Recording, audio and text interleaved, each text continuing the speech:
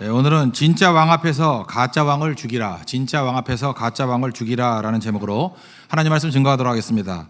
오늘 본문 말씀은 삭개오의 집에서 우리 말씀을 나눴던 장면에 연이어서 이루어지는 얘기입니다. 예수님께서 삭개오 집에 가신 이유가 무엇입니까? 10절을 보니까 인자가 온 것은 잃어버린 자를 찾아 구원하려 함이라. 그러니까 예수님의 핵심은 그 잃어버린 자였습니다. 다시 말해서 구원받지 못한 사람. 다른 성경의 표현에 의하면 병자를 위해서 오셨고 또 죄인을 위해서 오셨다. 이것이 예수님이 오신 목적이라는 것입니다. 그리고 오늘도 이 자리에서 예배드리는데 여기서 은혜를 받고 우리가 변화받는데 제일 중요한 게 뭐냐면 아이덴티티, 내가 누군지를 이해하는 것입니다. 내가 누구냐? 내가 죄인이라고 이해하는 사람은 은혜 받고 구원받고 이것이 능력으로 나타납니다. 그런데 우리 가운데 생각보다 많은 사람이 그럴 수 있어요. 내가 의인이라고 생각하는 거예요. 내가 건강하다, 내가 의롭다. 그럼 예수님과 상관없는 사람이 된다라는 것입니다.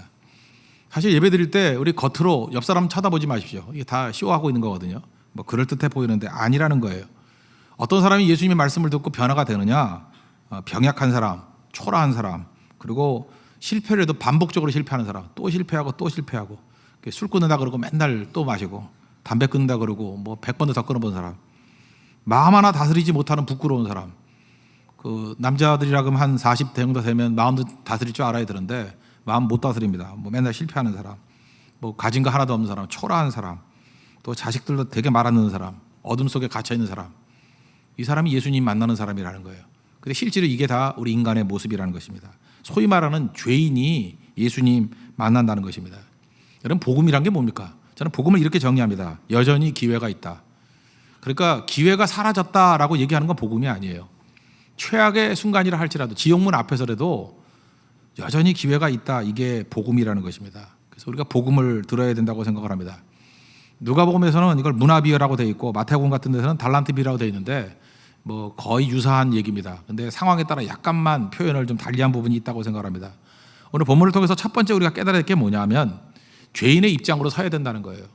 저를 비롯해서 우리 모든 성도들 언제나 죄인의 입장에서 서야 하나님의 음성이 들리고 능력이 임하게 된다는 것입니다.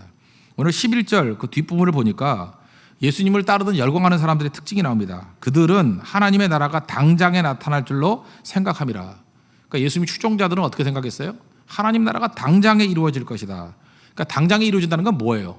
예수님을 비롯한 우리들이 의인이라는 거예요. 지금 우리가 옳은 세력이라는 거예요. 이 세력을 가지고 예루살렘을 치고 올라가서 거기 있는 우리는 의인이니까 죄인들을 다 섬멸해 버리고 거룩한 나라, 영광스러운 나라를 세워야 된다. 뭐 쉽게 이해하면 혁명 개념입니다. 우리 의인들이 가서 악인들을 다 도말해 버리고 말살시켜 버리고 하나님의 거룩한 나라를 이루어야 된다. 근데 생각보다 이렇게 생각하는 사람 굉장히 많습니다. 여러분 그런 의식들 없어요? 우리 직장에 가서 악인들을 다 때려부시고 그저기 의인들이 새로운 회사를 세워야 되고 우리 가정들 악인들을 가족이가 때려 죽일 수는 없고 그죠? 한동안 실권을 다 빼앗아 버리고 변화될 때까지 그러난 다음에 의인들이 실권을 잡고 가정을 이끌어야 된다. 전부 다 이런 식의 생각을 하고 있다는 것입니다. 자기가 누구예요? 정의의 사도예요. 이런 구도로 나가는 것이 사실은 예수님 따랐던 열광하는 사람들의 모습이었고 바리새인의 모습이었다는 것입니다. 그러니까 이런 사람들이 좋아하는 건 뭐냐면 권선징악 좋아합니다. 저 어렸을 때도 권선징악 되게 좋아했습니다. 대부분 만화가 그랬고 영화가 그런 거잖아요. 의인이 고통당하고 있다가 나중에는 악인을 몰아내요. 특별히 서부 영화 같은 거 총싸움할 때 보면 악인이 힘을 발휘하는 것 같이 보이지만 마지막에는 쫓겨나게 되는. 그래서 권선징악. 이전 권선징악을 너무너무 좋아했습니다. 이유가 뭐냐? 전제가 깔려 있죠. 나는 의인이에요. 내가 나쁜 사람 될 리가 없죠. 죽는 건데 나는 항상 의인이에요. 우리 모든 사람들이 다 의인 의식을 갖고 있다는 것입니다. 교회가 타락하게 되는 길 중에 하나가 뭐냐면 교회에 이 권선징악이 들어오는 거예요. 권선징악이 들어와서 철저하게 선은 권하고 악은 징벌한다 이런 논리가 돼버리면 교회는 죄인이 설 자리가 없어집니다. 죄인이 설 자리가 없어지는 건 교회가 아니고 이건 완전히 허구라는 것입니다. 우리 이런 생각을 하죠. 악을 없애야 된다. 죄인이 사라져야 된다. 싹 사라져버려야 된다. 그러면 하나님 나라가 이루어지게 될 것이다. 이런 도식은요 소설입니다. 소설. 그게 성경이 말하는 하나님 나라의 개념이 아니라는 것입니다. 어느 순간인가 저는 이런 생각을 했어요. 권선징악 좋아하다가 나중에 권선징악이 싫어지더라고요. 왜냐? 그 죽어야 될 사람이 나라는 걸 깨닫게 되니까 이게 공포더라고요. 권선징악이 복음이 아니었습니다. 이건 내가 죽는 얘기예요. 내가 죄인이고 내가 죽어야 되고 이게 다 내 얘기더라고요. 그죠? 시각입니다. 내가 악인이다, 내가 죄인이다는 의식을 가지면 권선징악이 복음이 될 수 없잖아요. 여기서 살아남을 사람이 누가 있어요? 몰라서 그러는 거지. 마태복음 20장에 보면은 포도원 품꾼 이야기가 나오지 않습니까? 6시, 아침 6시에 와서 일했고 9시, 12시, 3시, 오후 5시 6시에 결사를 합니다. 원래 그러면 아침부터 온 사람부터 한 데나리온 하루 일당 줘서 보내면 문제 없잖아요. 받고 갈 거 아니에요. 근데 주인은 의도적으로 5시에 온 사람, 1시간밖에 일하지 않은 사람에게 한 데나리온을 줍니다. 기대하게 만드는 거예요. 3시에 온 사람은 더 받을까? 12시에 온 사람은 더 받을까? 아니에요. 다 똑같이 줘버렸죠. 그럴 때 여기에 대해서 분노하는 거예요. 누가 분노했어요? 그 얘기를 듣던 바리새인들이 분노했어요. 왜 분노했죠? 자기는 아침 9시에 온 사람이라고 생각한다니까요. 근데 예수님이 초점이 무엇입니까? 아니라는 거예요. 너희들은 다 오후 5시에 온 사람들이라는 거예요. 1시간 일해도 하루 일당을 받았으니 얼마나 기쁘고 감사하겠느냐. 이게 복음이라는 거예요. 우리 오후 5시에 온 사람들입니다. 괜히 자기가 의인이라고 생각하지 마십시오. 그때부터 우리는 공격자가 되고 비난자가 되고 하나님 엉터리다 이런 일들이 벌어지게 된다는 것입니다. 지난 주간에 그 야고보서 말씀을 살폈죠. 야고보서 3장에 넘어가면 1절에 많이 선생되지 말라 이런 얘기가 나와요. 선생 많이 하지 말라. 이걸 뭐라고 해석을 했습니까? 말을 할 때 선생으로 말하지 말라. 언어에 관한 얘기를 하면서 많이 선생되지 말라. 그러니까 말할 때 선생의 입장에서 말하지 말라는 거예요. 선생의 입장에서 말할 때의 특징이 무엇입니까? 항상 질책하고 정죄하고 공격하잖아요. 나는 선생이고 너희는 모르는 애들이야. 그게 아니라 배우는 자의 입장에서 얘기하라고요. 나도 몰랐는데 이거 알게 됐으니까 같이 알자. 그래서 이게 무슨 얘기입니까? 내가 죄인의 입장에서 본다라는 거예요. 하나님이 제일 싫어하는 게 뭐냐면 인간이 스스로가 심판주 되는 거예요. 내가 심판주가 돼서 내가 판결하는 거예요. 이게 옳으니 그르니. 심판은 누구에게 속한 거예요? 하나님께 속한 거라고요. 그러니까 하나님의 일을 빼앗아 버리는 거죠. 이거는 신성 모독이에요. 사실은. 심판은 하나님께만 속한 것인데 내가 심판한다는 건 무슨 얘기예요? 내가 하나님이란 얘기예요. 내가 왕이란 얘기예요. 그러니까 심판주로 얘기할 땐 절대 해결이 되지 않습니다. 나도 심판받을 존재였는데 용서함 받았죠. 그러니까 우리가 용서받을 길이 있다라고 권하는 거예요. 권하는 거. 같이 가자고. 그러니까 죄인의 입장에서 얘기해야 된다는 것입니다. 교회가 왜 세상에서 오만하게 보이는지 아십니까? 의인인 척하기 때문에 그래요. 아닙니다. 우린 먼저 은혜 받은 죄인이에요. 여전히 죄인입니다. 죄인의 입장에서 접근해야 된다. 이게 문화비유에서도 여전히 우리에게 강조하고 있다는 것입니다. 의인 돼버리면요 심판주 되는 거예요. 심판주 되면 이게 말도 안 되는 일이 벌어진다고요. 그냥 어떤 가정 얘기를 하나 하겠습니다. 우리 가정이라 얘기는 안 하겠지만 상상은 가겠죠. 이게 딸이 있는데 큰 딸이라고 합시다. 이 녀석이 아버지 말을 들어야 될 거 아니에요? 어머니 말을 들어야 될 거 아니에요? 그죠? 그런데 뭐 예를 든 거예요. 예를 들었는데 이게 가만히 있어가지고 뭐라 그러냐면 아버지 주장을 한번 얘기해봐. 어머니 주장을 한번 얘기해봐. 그리고 자기가 심판을 해요. 아버지 틀렸네. 엄마가 맞았네. 뭐 이렇게 얘기를 해요. 그러면 자녀가 심판주가 되는 게 옳습니까? 옳지 않습니까? 아니죠. 자녀로서는 심판주의 자리에 앉으면 안 돼요. 그리고 또 하나 정말 말이 안 되는 게 항상 엄마만 옳았대요. 이거는 불의한 거예요. 심판주도 아닐 뿐더러 불의하잖아요. 그게 불의한 재판관이죠. 이렇게 살면 안 된다고요. 이렇게 살면. 그러니까 우리에게 중요한 게 뭐죠? 우리는 심판주의 자리에 서 있지 않다라는 걸 깨달아야 된다는 것입니다. 나는 죄인의 자리에 서 있어야 된다. 그게 되게 중요한 거예요. 달란트 비유하고 문화 비유하고 약간의 차이점이 있는데 달란트 비유는 5달란트 주고 2달란트 주고 1달란트 준 사람. 그 문화는 10개의 문화를 가지고 10명에게 나눠줬어요. 그리고 체크한 건 물론 3명이에요. 한 사람이 한 문화를 줬더니 10배를 남겼어요. 10문화 남겨왔고 두 번째 사람은 5문화 남겼어요. 5배 남겨왔어요. 그리고 한 문화는 수건에 감췄다. 땅에 감췄다. 그 차이예요. 저는 이게 똑같은 비유라고 생각하는데 이거는 우리에게 이해하기 쉽게 얘기하는 거예요. 달란트 비유는 좀 더 인간에게 가까운 설명이에요. 인간은 서로를 비교한다는 거예요. 나와 너를 비교한다는 거예요. 그러니까 5달란트 받은 것과 2달란트 받은 것과 1달란트 받은 것이 비교가 되는 거죠. 그렇죠? 비교가 되는 거죠. 인간적인 접근이에요. 근데 문화비유는 뭐냐면 하나님의 입장에서 보는 거예요. 내가 볼 땐 동일하게 준 거예요. 그 사람의 그릇만큼 동일하게 준 거예요. 다 한 문화씩 준 거예요. 한 문화씩. 그리고 액수도 굉장히 현실적인 얘기예요. 이 달란트가 6천 데나리온이라고 했죠. 6천일 동안의 일당. 그래서 일당을 10만 원 정도 잡으면 달란트를 이해하려고 그러면 그냥 한 6억 정도. 그러니까 한 달란트 그러면 6억을 맡긴 거고 2달란트 그러면 12억을 맡긴 거고 5달란트 30억을 맡긴 거예요. 뭐 그럴 수 있죠. 큰 돈 맡기는 거. 근데 문화는 60분의 1 달란트예요. 한 문화가. 그러니까 6억이니까 60분의 1이 얼마예요? 1,000만 원. 그러니까 10명에게 다 1,000만 원씩 1,000만 원씩 1,000만 원씩 맡긴 거예요. 그 1,000만 원 맡긴 사람이 1억을 벌고 1,000만 원 맡긴 사람이 5천만 원을 벌고 그다음에 수건에 묻어둔 거예요. 이해가 되시죠? 굉장히 현실적인 얘기예요.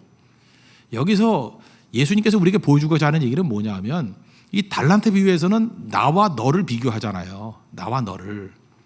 그럴 필요 없다라는 거예요. 이 문화 비유가 접근이 이게 하나님의 시각에서 이렇게 봐야 된다는 거예요.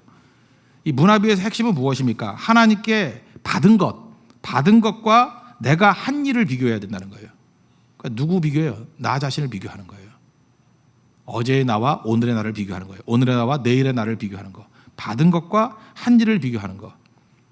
각각 많이 받겠으면 많이 받는다 그랬잖아요. 누가복음 12장 48절 보니까 무릇 많이 받은 자에게는 많이 요구할 것이요. 그러니까 각자에게 주신 거 그것만 생각하면 된다는 거예요. 내게 하나님께서 주신 것 받은 것과 내가 한 일 그거를 비교하는 인생을 살라. 그래서 문화 비유가 훨씬 더 우리에게 하나님의 시각을 잘 보여주는 비유라고 생각합니다. 달란트 비유는 인간적인 모습으로 조금 더 내려온 거예요. 인간의 비교의식 이런 거. 하나님 안에 서 있으면 절대 비교의식 같지 않습니다. 그래서 마태복음 25장에 나오는 달란트 비유를 본다 그러면 5달란트, 2달란트, 1달란트 중에서 제일 훌륭한 사람이 누구냐? 전 2달란트 받은 사람이라고 생각해요. 2달란트 받은 사람이 비교의식이 제일 강하잖아요. 예를 들어서 1달란트 받은 사람은 비교도 안 해요. 이건 뭐 차이가 너무 크니까. 이건 지 혼자 열받은 거고. 사실은 진짜 힘든 거는 2달란트잖아요. 5달란트 저 사람은 받았는데 왜 난 2달란트 받았는가? 비교의식은 이 2달란트가 제일 큰 거예요. 근데 이 사람은 5달란트 받은 사람과 동일한 자세로 일한 거죠. 5달란트는 1등이에요. 1달란트는 꼴등이라고 생각합시다. 그죠? 그러면 인생을 살아갈 때 1등이 맞나요? 상위 5%라고 합시다. 꼴찌가 맞나요? 하위 5%라고 합시다. 우리 이 자리에 앉아있는 사람의 90%는 다 2달란트 받은 사람이에요. 그럼 2달란트 받은 사람이 잘 사는 길이 무엇입니까? 좌로나 우로나 비교하지 말고 하나님께 받은 것과 내가 한 일을 비교하는 그 인생을 살아야 된다는 거예요. 그래서 2달란트 받은 사람이 참 훌륭한 사람입니다. 여러분 2달란트 의식을 가져야 돼요. 하나님께 충분히 받은 거예요. 그것도 충분히 받았는데 우리를 넘어지게 만드는 건 5달란트가 잠깐 보이는 거예요. 그게 아니고 내게 주신 것 바라보고 하나님 앞에 온전하게 서 있는 것 그게 진짜 중요하다. 이거를 우리에게 보여주고 있다는 것입니다. 그래서 하나님 앞에서 받은 걸 가지고 비교하지 마십시오. 잘 보세요. 누가 비교하죠? 누가 비교해요? 내가 죄인이라고 생각하는 사람은 절대 비교하지 않아요. 오후 5시에 온 사람 비교하지 않아요. 주인만 보이는 거예요. 주인이 너무 감사한 거예요. 1시간밖에 일하지 않았는데 이렇게 많은 걸 주셨어. 그죠? 2달란트 받은 사람 비교 안 해요. 내가 무엇이 갔나 내게 2달란트나 맡겨주셨어. 주님만 바라보잖아요. 그러니까 받은 것과 내가 한 일을 비교하잖아요. 그러므로 이 얘기를 뒤집어 얘기한다 그러면 신앙생활하면서 자꾸만 비교의식이 생기고 있다. 그 얘기는 여러분들이 벌써 내가 의인이라는 착각 속에 빠져들어가고 있는 거예요. 그래 잠깐만 판단하게 되죠. 말이 많아진다 이거 무슨 얘기예요? 내가 심판주가 되고 있다는 거예요. 왕은 누구예요? 예수님이 왕인데 심판을 내가 하고 있다는 건 뭐예요? 내가 왕이라는 거예요. 가짜 왕이 득세하고 있습니다. 이거를 로마서에서는 자기의라 그래요. 자기의. 이건 죽어야 될 거예요. 정말 지긋지긋한 자기의가 있어요. 내세울 거 하나도 없는데 끝까지 자기의를 내세우고 내가 옳대요. 내가 판단한대요. 그러니까 맨날 비교의식 갖고 그 결과는 어떻습니까? 불행해요. 항상 불행감이 있는 거예요. 불행감이. 여러분들 뭐 먹을 것도 있고 살집도 있고 뭐 다 있는데 특별히 여러분들 한 40대 50대쯤 되면은 남자분이나 여자분이나 뭐 누가 보면은 배부른 얘기라 같이 들리는데 행복하지 않은 분들 있죠. 뭐 없을 건 없어요. 다 있긴 있는데 행복하지 않아요. 행복하지 않은 이유가 뭔지 아십니까?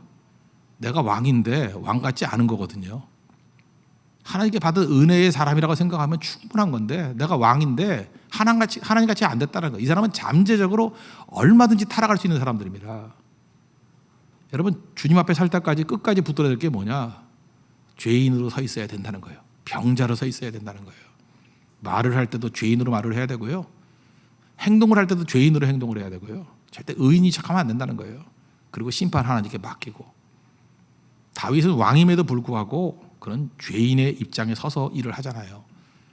그리고 하나님이 우리의 왕이시라고. 그게 우리의 자세라는 것입니다. 이 문화비유를 통해서 우리가 매 순간순간마다 하나님 앞에서 죄인의 자리를 떠나지 아니하는 우리 하나님 은혜의 종 되기를 바랍니다. 그럼 죄인이 뭐예요? 겸손함이고, 겸손함에는 은혜가 임하게 되고, 은혜가 임하게 되면 항상 승리와 능력이 임하게 된다는 것입니다. 똑같은 얘기예요. 오히려 죄인의식을 갖는 사람에게 은혜가 임해요. 승리가 임한다고. 우리가 맨날 패배하고 빤빤이 깨지는 이유가 뭔지 아십니까? 판판이 깨지는 이유는 의인이라 그래서 깨지는 거예요. 내가 옳다고 생각하기 때문에 깨지는 거예요. 저도 목회를 하다 보니까 꽤 권력 있는 사람들, 뭐 많이 배운 사람들, 돈 있는 사람들 만나지 않습니까? 제가 만날 때마다 느끼는 게 뭔지 알아요? 돈은 해답이 아니다. 권력도 해답이 아니다. 결국은 십자가만이 해답이다. 그 안에 십자가 없는 사람 다 허망해요. 그 무엇으로도 행복도 없고 해결될 일도 없다라는 것입니다. 잊지 마십시오. 십자가의 길 외에는 우리를 살릴 수 있는 길이 없다라는 거. 오직 십자가만을 붙들 수 있는 믿음의 종 되기를 축원합니다. 두 번째로 살필 건 뭐냐? 그러므로 이 문화비에서 우리가 보여주는 건 예수님이 우리 왕이시잖아요. 왕을 신뢰하고 그 다음에 순종해야 된다는 거예요. 왕을 신뢰하고 순종하는 모습이 있어야 된다는 것입니다. 이 스토리를 좀 보면 12절을 보니까 어떤 귀인이 있어요. 예수님인데 왕위를 받으러 갔대요. 이게 뭐 천국에 잠깐 갔다 오는 뭐 그런 얘기겠죠.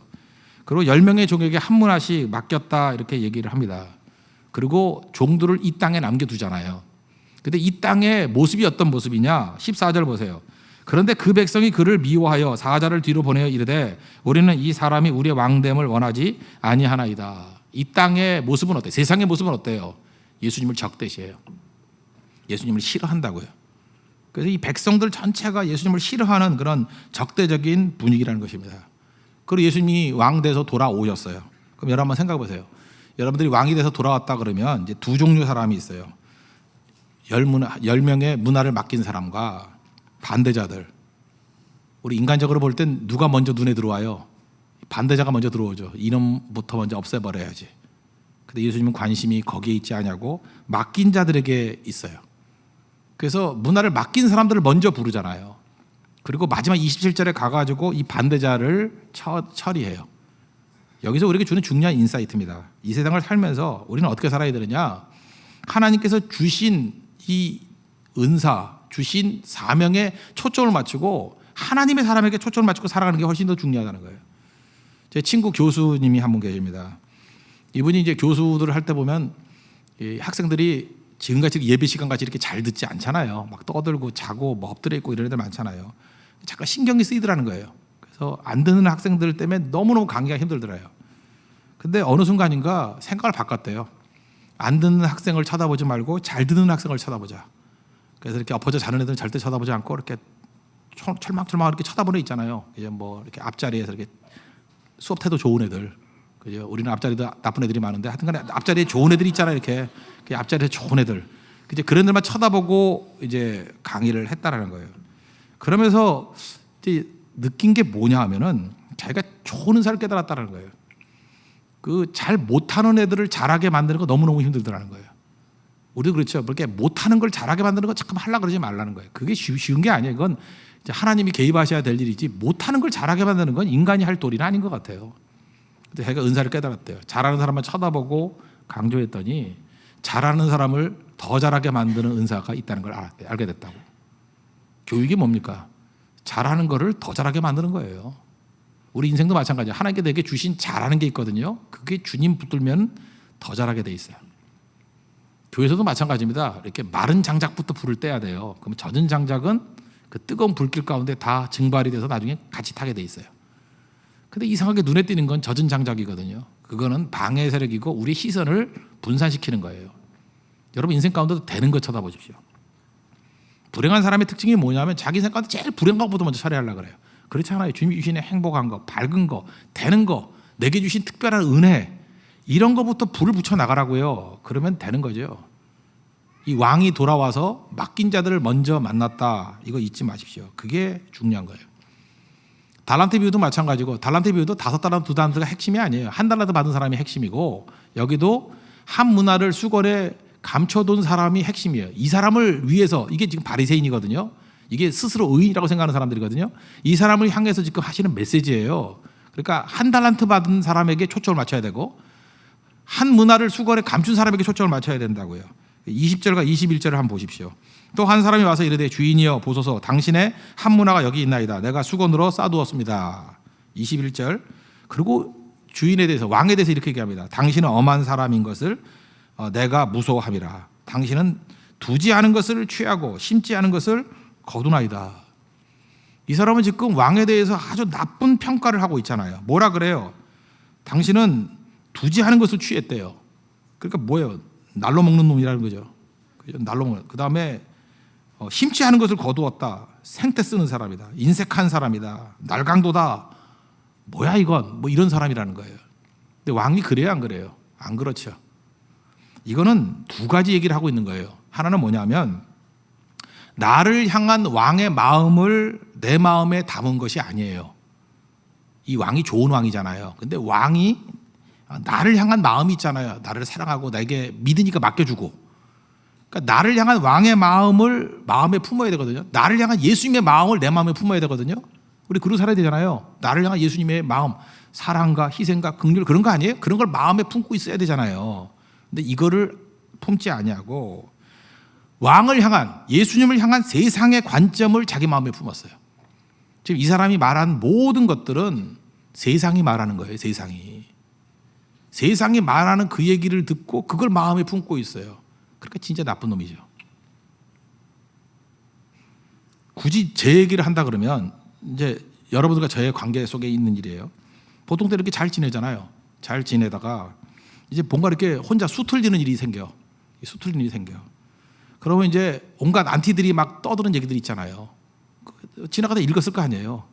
보통 때 가만히 있어요. 그거 말도 안 되는 소리 막 이러다가 어느 순간 결정적으로 수틀리는 일이 딱 벌어지면 그 얘기를 들고 나와요. 그래서 그 얘기를 갖고 공격을 해요. 이 최고로 나쁜 놈이에요. 이해가 되시죠? 최고로 나쁜 놈이라고. 무슨 얘기예요? 같은 동지였는데 대적이 하는 얘기를 가지고, 세상이 하는 얘기를 가지고 들고 들어와서 왕을 공격하는 거예요. 예수님을 공격하는 거예요. 이건 우리 일상생활에 여러분 인간 관계 속에서 마찬가지입니다. 친구끼리 친하게 지냈어요. 그때는 뭐 절친이에요. 그러다가 어느 순간 자기가 수가 틀려. 그러면 그 친구에 대해서도 나쁜 소문이 있을 거 아니에요. 그거를 들고 나와서 그 잣대를 가지고 그 사람을 공격을 해요. 그건 정말 인간도 아니에요. 짐승이라고. 지금 성경이 말하는 게 그 얘기예요. 지금 왕이 그 사람에게 그 많은 호의를 베풀었잖아요. 문화도 맡기고 달란트도 맡기고, 이게 뭐 1,000만 원이 되었던 6억이 되었던 게 적은 돈입니까? 맡겼잖아요. 그러니까 믿고 맡긴 거 아니에요? 그리고 긍휼로 맡긴 거 아니에요? 신뢰했잖아요. 근데 이 사람은 지금 뭘 품고 있어요? 왕의 마음을 품고 있는 게 아니라 세상을 품고 있어요. 이게 무슨 얘기예요? 자기가 기대해야 될 것이 왕이 아니라 세상이라고 생각하는 거예요. 그래서 교회에서도 지금도 종종 심심치 않게 쓸데없는 소리 막 하고 세상의 가치를 갖고 들고 나온 사람이 있어요. 뭐 바쁜데 뭐 예수님이 나 같은 사람 신경 쓸까? 예수님이 하나님이십니다. 그죠? 뭐 동시에 기도하면 뭐 내 기도까지 들어주실까? 그 세상 논리예요. 자기 논리라고. 그러니까 하나도 변화되지 않았어요. 예수님이 그렇다 그런 건 하나도 믿질 않아요. 성경 말씀이 그렇다고 반복해도 그건 안 믿어요. 그리고 지나가는 세상 소리들을 믿고, 뭐 집사님이 한다는 소리가 전생에 무슨 죄를 지어서 뭐 이런 소리를 하고, 다 세상의 쓰레기 같은 얘기들을 들고 들어와 가지고, 그죠? 여전히 그걸 가지고 교회를 난도질하고 예수님을 난도질하고. 이게 한 문화를 수건에 감춘 자, 1달란트를 땅에 묻은 자의 모습이라는 것입니다. 마음이 구부러져 있어요. 마음이. 22절 보니까 이 사람에 대해서 악한 종아, 내가 네 말로 너를 심판하노니, 이런 얘기가 나오죠. 악한 종아. 이게 악하다라는 게 포네로스라는 단어인데, 악하다는 뜻도 있지만 병들었다라는 뜻이 있어요. 네 마음이 병들었어, 그 얘기예요. 네 마음이 병들었어. 병든 건 뭐예요? 그냥 왕에 대해서 이렇게 나쁘게만 생각하는 거예요. 나쁘게만. 제 얘기를 좀 한다 그러면, 저도 뭐 이런 거 있을 수 있잖아요. 제 장점이자 약점인데, 제가 되게 직선적이에요. 말을 들으면 직선적이고, 또 강점이 뭐냐 하면 실천력이 강해요. 뭐 들으면 그냥 곧장 실천해버리고, 굉장히 그 직관에 강해요. 딱 보는 순간에 딱 보여요. 딱 5초 안에 다 알아요. 인격이 이렇고. 알아요. 자주 틀려서 그렇지. 하여튼간에 이게 잘 알아요. 이렇게 직관적이에요. 딱 보면, 척 보면 다 알아요. 그렇군. 상태가 좋군, 나쁘군. 딱 그래요. 거기서 이제 말을 안 해야 되는데 이제 그 말을 하거든요. 뭐 어떠냐 하고. 그러다 보니까 이게 주로 맞지만 95% 맞지만 틀릴 때도 있을 거 아니에요. 이거를 이제 아는 거예요. 그래서 시간이 많이 지나고 난 다음에 누가 저한테 와가지고 뭐라 그러면 제가 제일 많이 하는 얘기 중에 하나가 뭐냐, 내가 언제 그랬어? 그래요. 그게 뭐냐면 그 상황 속에서 별 생각 없이 그냥 즉흥적으로 얘기한 거거든요. 그게 뭐 심사숙고한 최종 판결도 아니고. 예를 들어서 교회 올 때 어떻게 올까요? 우리 부교육장 물었어요. 넥타이 메고 와야지. 이거 즉흥적인 얘기예요. 당연히 뭐 넥타이 메고 와야지. 근데 놀러 갈 때 넥타이 메고 왔어요. 그럼 문제가 있는 거 아니에요? 그랬더니 내가 언제 그랬어? 저는 그럴 수밖에 없잖아요. 그게 그때 상황에서 그게 아니었고, 뭐 이런 일들이 생각보다 많아요. 그러다 보니까 이렇게 직관적이고 즉흥적이고 실천력이 강한 건 굉장히 큰 강점이에요. 이건 지도자로서 강점이에요. 막 치고 나갈 수 있으니까. 그렇지만 그게 또 약점으로 작용해요.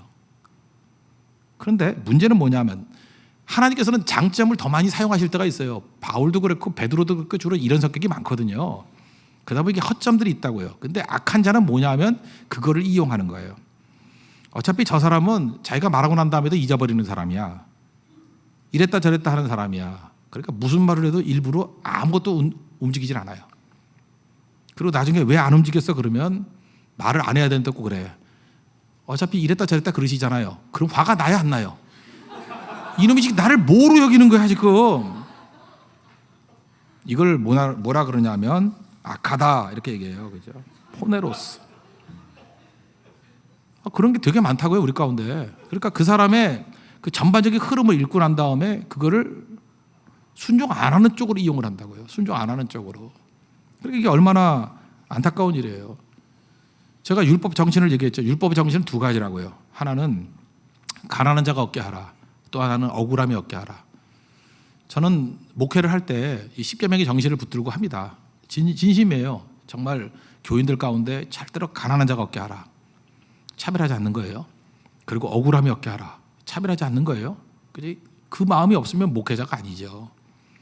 그런데 그 얘기를 듣고 이제 은혜를 받아서 성도들이.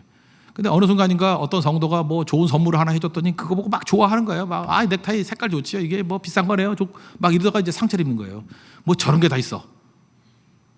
뭐 가난한 자가 얻게 하고 뭐 억울한 자가 얻게 하는데 나 억울해 죽겠는데 막 가난해 죽겠는데 뭐 이렇게 나올 수 있죠. 그게 악한 거예요. 그 왜 그러냐 하면 평상시에 그런 게 아니에요. 평상시에 다 뜻이 있는 거지. 물론 좋은 것도 있겠지만 그건 실수고. 인간이 살다 보면 그렇게 약점이 나올 수도 있잖아요. 그렇지만 그 전반적인 흐름이 그건 아닐 거 아니에요. 또 하나는 속을 알아요? 그럼 뭐 선물 준 걸 싫다 그래요? 그 자리에서 뭐 대놓고 뭐 이러면 안 된다 그럴 수 있어요? 그건 목회적 차원이라고 이해할 수도 있는 거지. 변명이 아니라 그런 거라고요. 전체를 놓고 보면은 전체적인 흐름에서는 그런 뜻이 아니었을 가능성이 크다고요. 또 그렇지 않다 할지라도 인간이기 때문에 넘어지는 순간도 있는 거고. 그러나 선한 마음은 뭐예요? 본래는 저런 사람 아닌데 저 상황이 저렇게 맞는 거였고 다시 저런 걸로 넘어질 수준은 아니야. 그걸 뭐라 그래? 신뢰라 그런다고. 인간에게도 그렇듯이 하나님께 대해서도 이런 신뢰가 있어야 돼요. 하나님께서는 좋으신 분이고요. 하나님은 내게 좋은 것을 주실 분이고 믿을 만한 분이에요. 그래서 나는 그 말을 믿고 따를 거예요. 그게 문화 비유의 핵심이라고요. 근데 이 못된 놈은요, 세상의 쓰레기 같은 얘기들을 들고 나와가지고 그걸 가지고 오히려 하나님을 공격하고 있잖아요. 예수님 공격하고 있잖아요.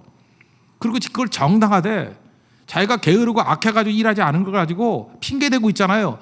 모든 핑계 논리는 뭐냐면 나는 잘못한 게 없다라는 거 아니에요. 거기서 뭐예요? 자기를 의인이라는 거예요. 잘못됐는데 잘못된 게 나 때문이 아니라는 거예요. 너 때문이라는 거예요. 심지어 하나님 때문이라는 거예요. 그래서 핑계대는 사람, 책임 전가하는 거의 뿌리에는 자기가 의인의식이 있다니까요. 무서운 거예요. 이 자기 의라는 게 무시무시하게 우리를 얽매이고 우리를 죽게 만드는 힘이 된다는 것입니다. 여러분, 세상은 나름대로 모순이 있습니다. 모순이 있어요. 근데 모순 가운데 예수님께서 이 땅에 우리를 남겨둔 이유가 뭐예요? 왕이 주신 말씀 원리대로 한번 살아보라는 거예요. 근데 이 땅에는 대적하는 무리들이거든요. 근데 오늘 성경은 뭐라 그래요? 이 대적하는 무리들 가운데 보내가지고 한 문화를 가지고 사업을 했더니 10문화 남긴 사람이 있어요, 없어요? 있어요. 5문화 남긴 사람이 있어요, 없어요? 있어요.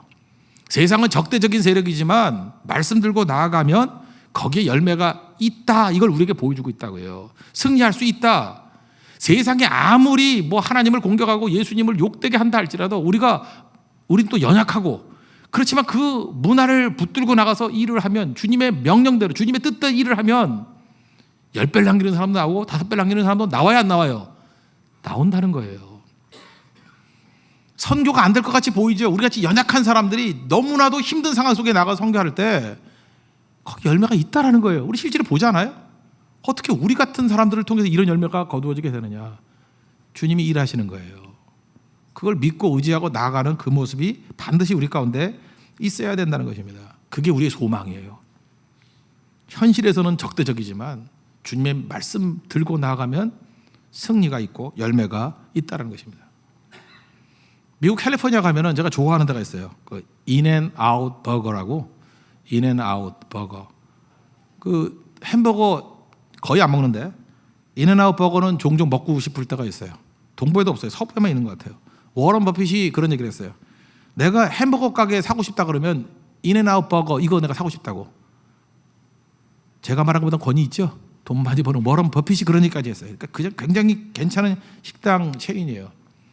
해리 스나이더하고 그 와이프 이름이 에스터 스나이더 부부가 1948년도에 볼딘 파크라고 캘리포니아에 있는 그 볼딘 파크 근처에서 1호점을 낸 거예요.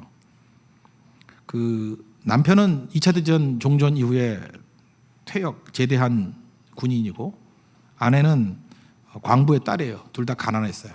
조그만 식당 하나 열었어요. 테이블을 둘 데가 없어가지고 미국 역사상 최초예요. 이 드라이브 스루라 그러죠. 이렇게 자동차 타고 들어가면서 이렇게 오더해서 받는 거. 하고 싶어 한 게 아니라 테이블 놓을 자리가 없어가지고 그렇게 만든 식당이에요. 근데 기도하면서 우리는 제대하고 난 다음에 돈도 없습니다. 광부에 따릅니다. 가난합니다. 하나님 말씀의 원리대로 정말로 건강한 식당 만들고 싶습니다. 기도했어요. 그때 묵상하다가 받은 말씀이 요한복음 10장 9절이에요. 내가 문이니, 예수님 양의 문 얘기 나오잖아요. 내가 문이니, I'm the gate, I'm the door.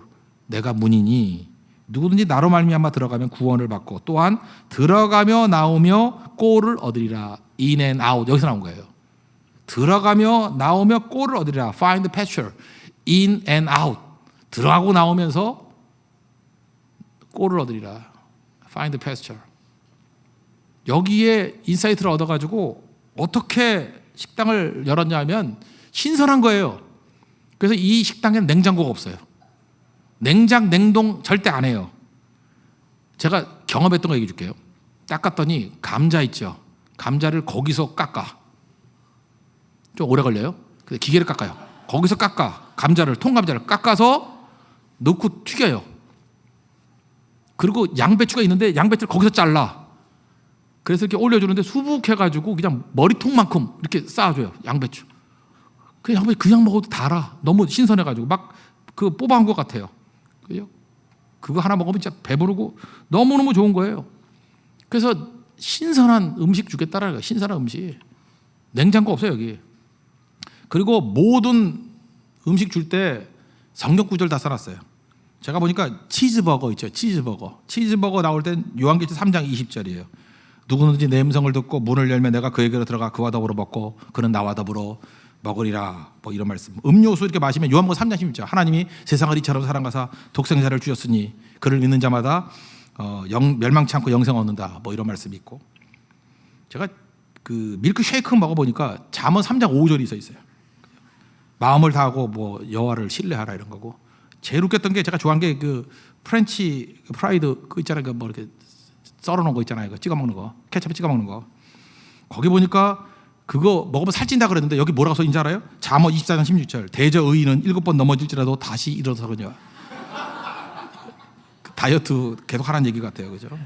말씀을 깔고 먹으면 살 안 찐다 그 얘기예요. 그죠? 지금 미국의 매장이 300개가 넘어요. 그리고 작년에 보니까 7억 불 이상 매출액을 얻게 됐대요. 여기 체인 서로 하려고 그래요. 이걸 미국에서는 애플 현상이라 그러는데, 애플 스토어 이렇게 되면 막 줄 서잖아요. 그러니까 이 체인 한다 그러면 줄 서는 회사 중에 하나예요. 쉽게 내주지도 않아요. 이 원칙대로 할 사람, 하나님 말씀대로 순종해서 할 사람, 이것만 뽑으니까 많이 없죠. 그래도 281개, 지금 300개 좀 넘었어요. 저는 이게 굉장히 중요하다고 생각합니다. 하나님 말씀의 원리를 들고 한 문화 들고 이 땅에 들어와서 사업하는 사람의 모습이에요. 말씀대로 하면 적대적인 상황같이 보이고, 말이 되느냐, 이래가지고 되겠느냐 하는데 되는 것들을 보이는 거예요. 이게 바로 뭐예요? 주님이 다시 오셔서 이건 뭐 돈 남겨먹겠다는 게 아니에요. 그 말씀의 원리대로 살았던 사람이 세상을 통치하는 나라를 세우기를 원하시는 거예요. 그게 하나님의 나라입니다. 그래서 하나님께서 우리에게 문화 남긴 사람에게 문화 얘기 안 하잖아요. 10고울을 맡기리라. 5문화 남긴 사람에게 5고울을 맡기리라. 무슨 얘기예요? 이건 테스트였다는 거예요. 지금 뭐 하나님이 뭐 1,000만 원, 5천만 원 남기고 그거 갖고 지금 연연하는 분이 아니라 그걸 붙들고 살아봤던 그 모습들, 그게 예수님이 귀한 거예요. 그 모델을 가지고 세상을 변화시키기를 원하노라. 그러므로 여러분들 이 땅을 살아가면서 꼭 성공해야만 되는 거 아니에요. 말씀 붙들고 실패하기 위해서는 실패까지 가는 것도 되게 중요하다고 생각을 합니다. 그죠? 철저히 말씀대로 살아가는 거예요. 싸움 버리는 거예요. 땅에 묻어두지 말고 적대적인 세상 속에 들어가서 달란트 붙들고 싸우는 거예요. 사업하는 거예요. 이겨나가는 그 고통스러운 일들을 버리는 거예요. 그리고 주님께서 우리를 도와주셔서 사람 따라 틀려요. 남기게 주신다고요. 그럼 그 모델이 중요한 거예요. 그 모델이 배교의 모델이 아니라 순종의 모델. 그럼 그걸 통해서 하나님께서 놀라운 일을 이루신다는 것입니다. 오늘 제목이 그거였죠. 진짜 왕이 누구예요? 예수님이신데 근본은 뭐냐면 가짜 왕 나거든요. 그래서 자기를 의인으로 여기는 거예요. 자기가 의인이 아닌데 의인으로 여기는 것은 가짜 왕을 섬기고 있는 거예요. 진짜 왕 앞에 서면 내가 죄인 되는 거예요. 죄인 되면 주님만을 의뢰할 수밖에 없어요.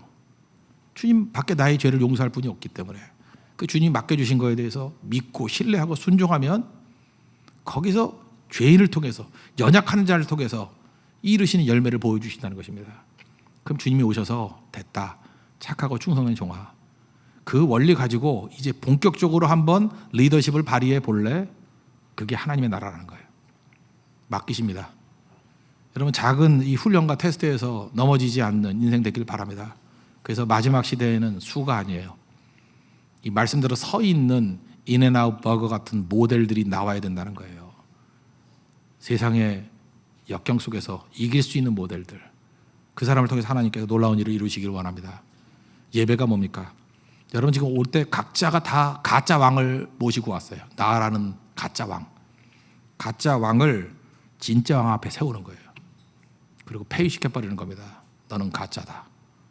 그리고 예수님만이 우리의 왕 되심을 고백할 수 있는 우리 신실한 하나님의 종 되기를 축원합니다. 모두 다 자리에서 일어나겠습니다. 예수 우리 왕이여 찬양하고 우리 다 같이 기도하도록 하겠습니다. 예수 우리 왕이여.